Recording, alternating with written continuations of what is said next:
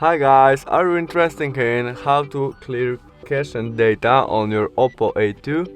If yes, today I will show you how to do it. Welcome to Hard Reset Info channel.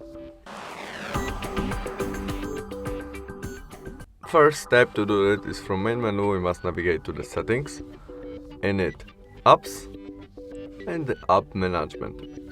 Now we must go to the application which we want to clear.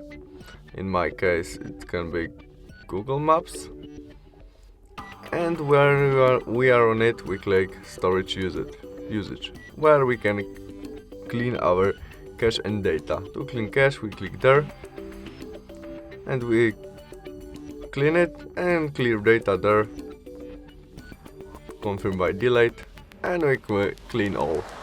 That's all, thanks for watching, bye.